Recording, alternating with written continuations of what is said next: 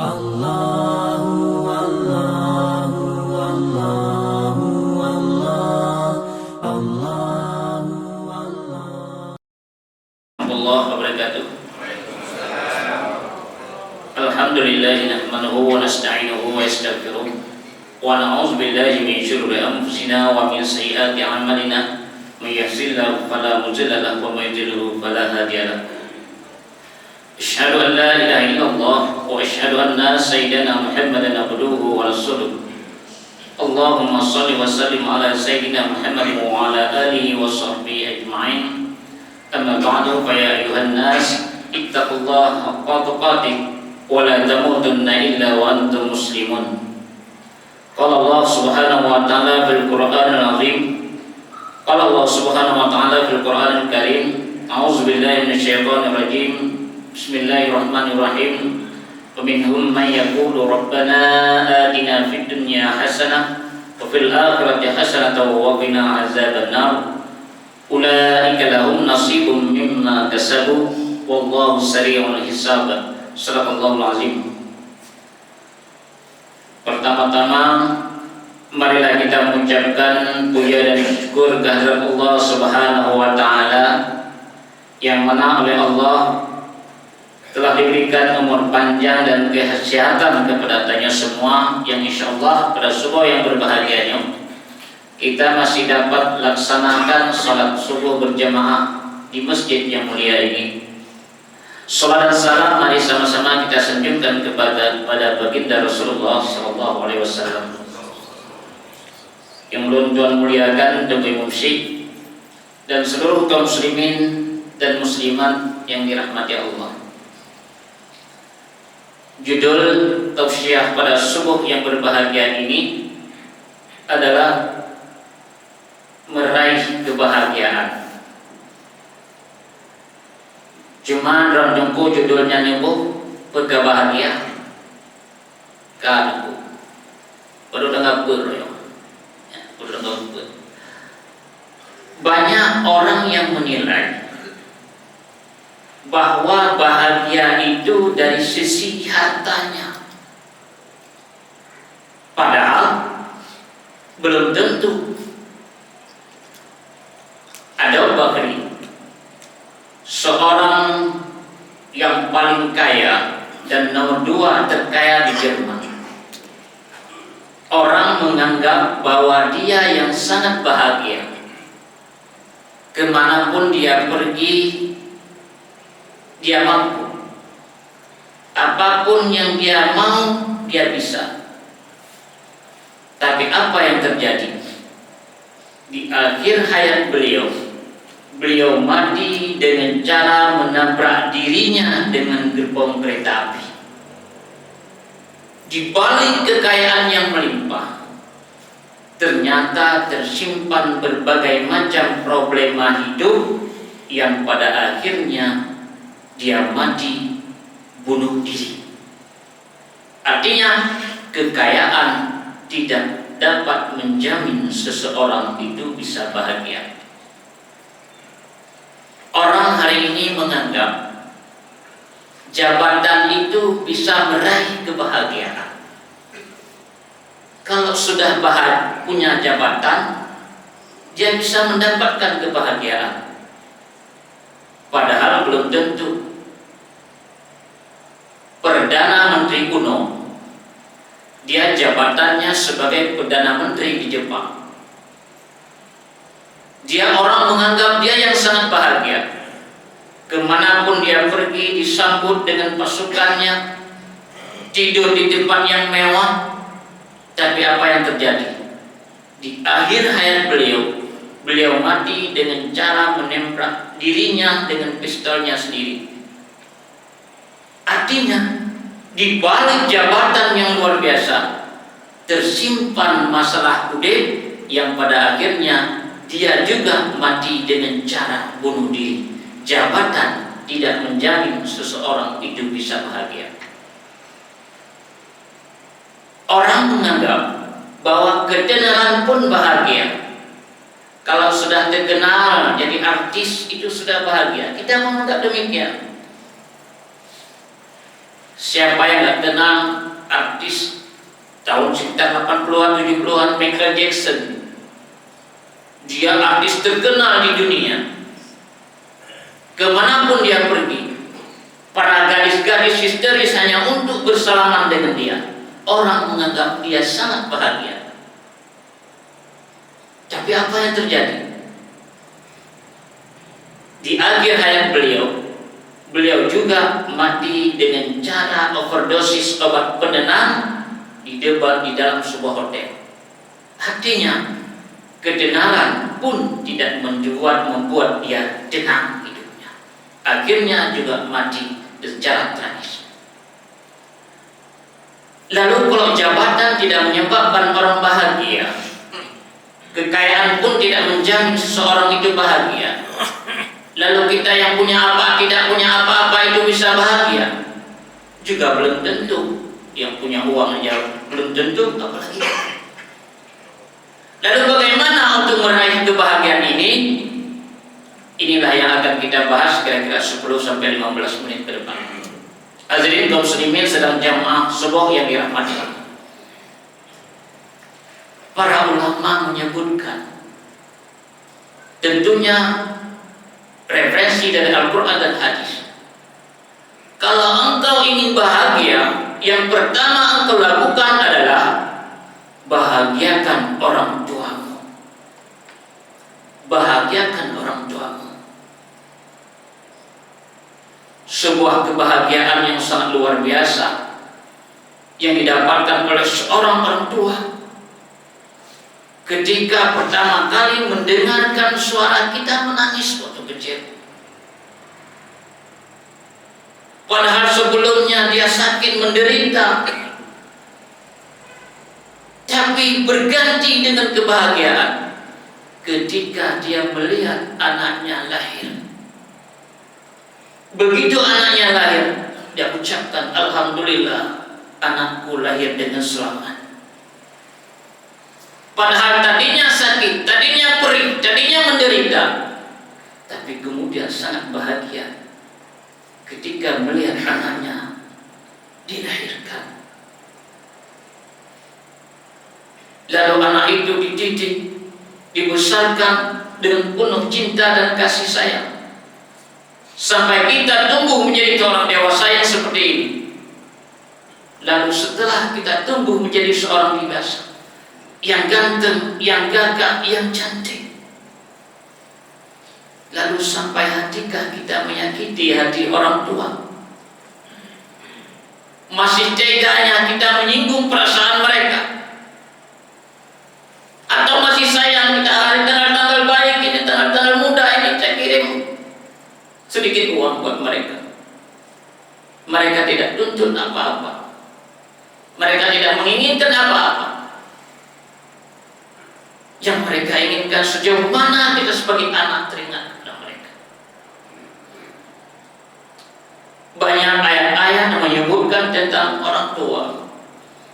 Salah satunya terdapat dalam surah Al-Isra, wa qadha rabbuka alla ta'budu illa iyyah wa bil walidayni ihsana. Dan Allah telah menetapkan, jangan menyembah selain Allah dan berbuat baiklah kepada orang tuamu. Begitu istimewanya orang tua kita, sampai-sampai Allah menandingkan, jangan menyembah selain Allah dan berbuat baiklah kepada orang tua. Allah orang tua. Imma yablughal kibara ahaduhuma aw kilahuma fala taqul lahumā uff. Apabila salah seorang mereka sudah lancar dalam mendidikmu, atau salah satu keduanya, jangan sekali-kali mengatakan kepada mereka. Wala tanharhuma, jangan membentak mereka. Wa qul lahumā qawlan karīmā, dan bertutur katalah dengan lembut. Di ayat berikutnya, waqfir lahumā janāha dzulli minar rahmah wa qur rabbirhamhumā kamā rabbayani shaghīrā. Rendahkan dirimu dengan penuh kasih sayang dan katakanlah, ya Allah, sayangi mereka sebagaimana mereka kasih sayang padaku waktu aku kecil. Itu kata Allah. Kita semua pernah menjadi kecil dan bahkan pernah mendapatkan anak kecil. Bagaimana cintanya orang tua kepada anak, apalagi cintanya seorang ibu kepada anak. Seorang ibu tidak akan pernah nyenyak tidur hanya untuk menidurkan kita. Di tengah malam ayun main baju, seorang ibu terbangun. Dia periksa selimut agar anaknya tidak digigit nyamuk. Dia jaga anaknya. Kemudian pada saat pagi-pagi yang paling cepat bangun adalah seorang ibu. Dia siapkan hidangan, makanan agar anaknya tidak terlambat sekolah. Siapa yang menyiapkan hidangan di atas meja makan? Siapa? Ibu kita. Ibu kita. Kemudian ketika kita diantar ke sekolah, ketika ke SD, ke SMP dengan orang tua kita tidak pernah begitu sampai ke sekolah langsung balik online, langsung balik motor. Tidak. Tapi dia berhenti sejenak di sudut pagar sekolah. Dia pastikan anaknya berada di dalam kelas. Begitu khawatirnya orang tua kepada anak. Kemudian begitu kita ditimpa musibah, sakit banget, sakitnya menular, bau, teman-teman kita jauh dari kita, sahabat kita jauh, karena takut menular, karena takut bau. Tapi siapa yang berada di samping kita? Siapa yang berada di samping kita? Ibu kita, bapak kita, sahabat kita tidak ada, cuma ibu kita. Bahkan ketika dokter memasukkan selang ke hidungnya, beliau masih sempat berkata, "Ya Allah, selamatkan anakku. Kalau boleh tukar, ambil nyawaku. Kalau boleh tukar, ambil nyawaku ya Allah. Selamatkan anakku.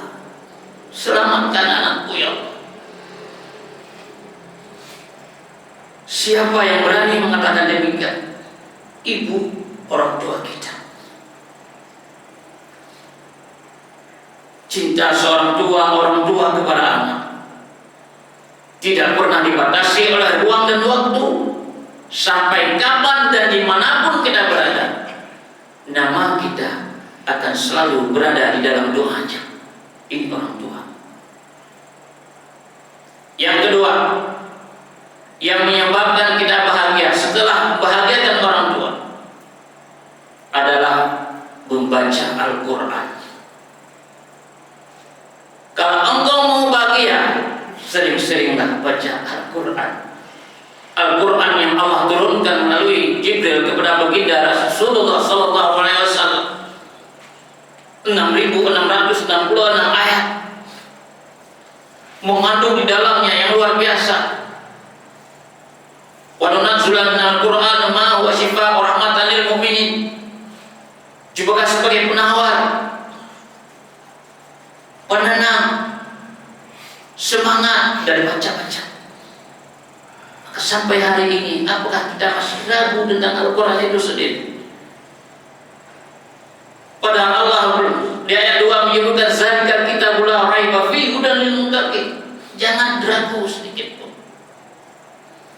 Bahkan hari ini, Pak, orang-orang, para peneliti, bahkan mereka masuk Islam hanya karena mengetahui kebenaran Al-Quran.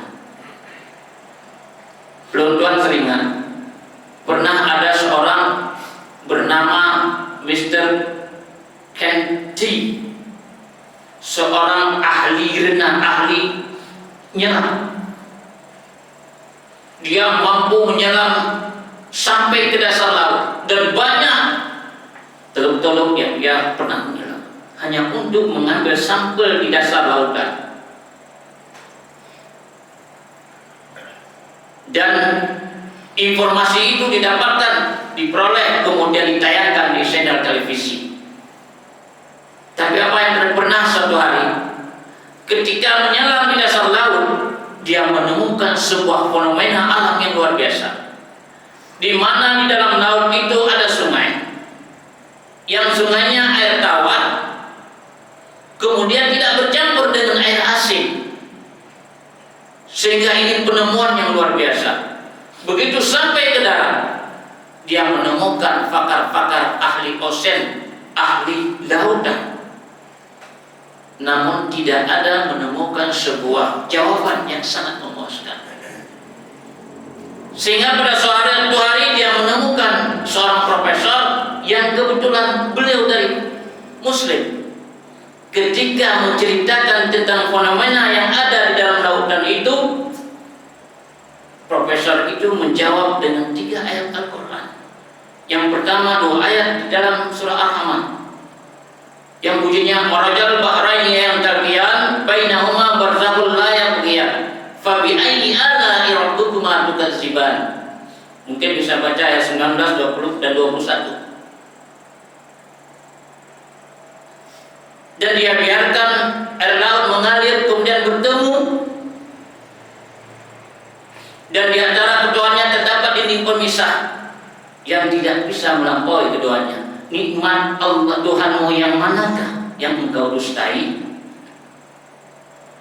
Ketika mendengar kalimat ini, Mr. Ganji itu tidak berpengaruh, masih ragu. Lalu profesor itu membaca surah Al-Quran ayat 53, yang artinya, dan dia biarkan 2 laut mengalir, yang satu tawar lagi segar dan yang lainnya asin lagi pahit, dan keduanya, antara keduanya terdapat dinding pemisah yang tidak bisa dilampaui. Di ayat Al-Furqan, surah Al-Furqan ayat 53. Begitu mendengar kalimat itu, Mr. Kanti dan terkejut. Ini tidak mungkin. Tidak mungkin. 14 abad yang lalu belum ada alat yang mampu menyelam ke dalam lautan. Belum ada seorang manusia pun yang bisa menyelam ke dasar lautan. Ini tidak mungkin diceritakan oleh seorang manusia. Tapi yang menceritakan ini adalah yang menciptakan lautan itu. Siapa itu? Jawabannya Allah Subhanahu wa ta'ala. Begitu mendengar itu, Mr. Kanji berkata kepada Prof, tolong antarkan saya menjadi seorang muslim. Pada saat itu dia mengucapkan asyhadu an la ilaha illallah wa asyhadu anna Muhammadar Rasulullah. Seorang Mr. Kanji, dia rela meninggalkan agamanya yang bertahun-tahun dia adu setelah menemukan kebenaran Al-Quran. Ini hebatnya Al-Quran. Hadirin kaum muslimin sedang jamaah subuh yang dirahmati Allah. Ini yang kedua. Yang ketiga, kalau engkau mau bahagia, banyak-banyaklah berdoa. Ud'uni astajib lakum. Mintalah kepadaku, niscaya aku kabulkan permintaannya. Hadirin kaum muslimin sedang jamaah yang berbahagia. Mungkin ini saja sebagai tausiah singkat pada subuh yang berbahagia. Sebagai kesimpulan kepada adik-adik saya yang berbaca, hari ini engkau masih punya orang tua. Jumpai mereka, mintalah maaf. Mintalah maaf, walaupun merasa dirimu tidak pernah berbuat salah kepada mereka. Yang kedua, apabila orang tua kita jauh, entah di Sigli, entah di Gempang, entah di Tangsel, entah di Medan, pulanglah sekali-kali menjumpai mereka. Mereka sangat merindukan kita, sama seperti kita merindukan anak. Untuk mengingatkan, mari di 1 menit ke depan kita tundukkan kepala sejenak. Sedikit kita renungkan Bayangkan orang tua kita ada di depan kita. Suatu saat orang tua kita akan terbujur kaku di atas papan keranda, dibungkus oleh kain kafan. Mata kita yang terang tidak sempat lagi menatap wajahnya karena tertutup oleh kapas. Telinga kita tidak sempat lagi mendengar kata-kata "nak" yang selalu terucap dari bibir mereka. Hidung kita tidak sempat lagi mencium tangannya yang bertahun-tahun membelai kita. Beliau sekarang terbujur kaku dan diam membisu, seolah-olah beliau berkata, "Selamat tinggal anakku, Mama akan pergi buat selama-lamanya. Engkau jangan menangis anakku, karena engkau masih punya ayah yang baik, ayah yang setiap hari banting tulang peras keringat mencari sedikit uang buat ibu dan buat kamu. Namun sering ayah menangis di dalam hati ketika ayah tidak dapat membawa sesuatu kepada kita. Ayah sering menangis di dalam hati ketika ayah tidak dapat membawa pulang sesuatu buat kita. Namun ayah tidak pernah meneteskan air mata supaya kelihatan kekar dan kuat di hadapan kita, agar kita tidak ragu-ragu untuk bersandar di pundaknya. Ayah sayang kamu anakku, sama seperti ibu yang sangat mencintaimu. Sayangilah ayahmu, jaga adik-adikmu. Kalau adikmu bersedih, hibur dia. Kalau adikmu menangis, peluk dia.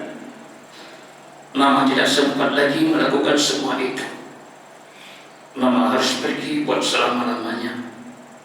Selamat tinggal anakku, selamat tinggal sayang. La ilaha illallah. Beliau sudah pergi. Tidak ada yang bisa kita lakukan lagi kecuali doa, doa, dan doa. Billahi taufiq wal hidayah. Assalamualaikum warahmatullahi wabarakatuh.